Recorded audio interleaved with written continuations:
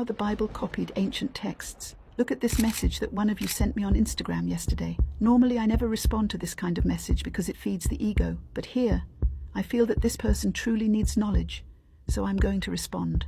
Save this video now, because the truth might disturb you. It is said that Moses came down from the mountain with 10 commandments engraved in stone, given by God himself. But these laws already existed centuries before, in ancient Egypt, within the 42 laws of Ma'at.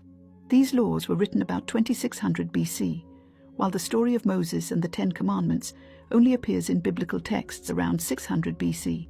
Therefore, the laws of Ma'at are at least 1,000 years older, and 6 of the 10 biblical commandments are exactly in Ma'at.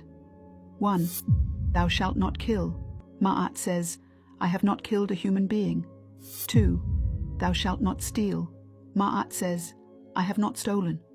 3. Thou shalt not commit adultery. Ma'at says, I have not committed adultery. 4. Thou shalt not bear false witness. Ma'at says, I have not lied. 5. Honor thy father and thy mother. Ma'at says, I have not made my parents suffer. 6. Thou shalt not covet. Ma'at says, I have not desired what belongs to others. And do you know why it is written in the first person? Because in Egyptian wisdom, it is not God who judges you, it is yourself. You declare your truth before your heart in an act of self-evaluation.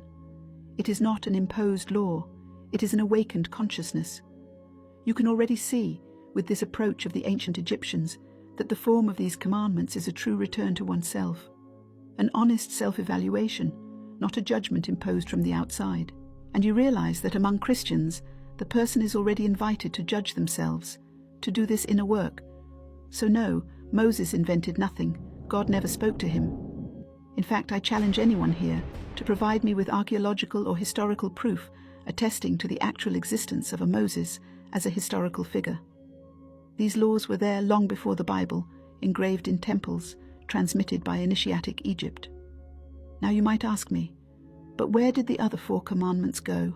Why don't we find them in the laws of Ma'at? Here are those 4 commandments found in the Bible, but not in the law of Ma'at. 1. Thou shalt have no other gods before me. 2. Thou shalt not make unto thee any graven image or any likeness. 3. Thou shalt not take the name of the Lord thy God in vain. 4. Remember the Sabbath day, to keep it holy. Look closely at these other 4 commandments that are not found in the laws of Ma'at. They were added for a specific purpose, to cut your connection to your own source of power. If you are afraid of sorcery, know that there is nothing more powerful than these 4 commandments to completely block you. These laws impose a unique external God before whom you must submit and obey. They control how you can imagine God, preventing your inner connection. The Sabbath, for example, forces you to live according to an imposed rhythm, not according to your personal rhythm. These commandments want you to depend on this external power instead of seeking your strength within yourself. They force you to obey rather than take your inner responsibility and spiritual freedom. When it is said that a religious person has the critical sense of an 8-year-old child, it is not an insult. Even in the face of evidence, they cannot think because they are under the influence of an egregore.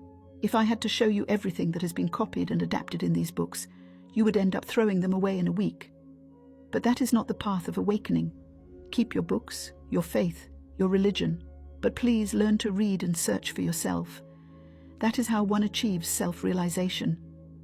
This is not the goal of spiritual teaching. Spiritual teaching pushes you to take back your power, and for that, you must first find your critical sense. We are only at the beginning of this adventure. Allow me to share this content on Instagram as well by subscribing to my Instagram page. Peace and blessings.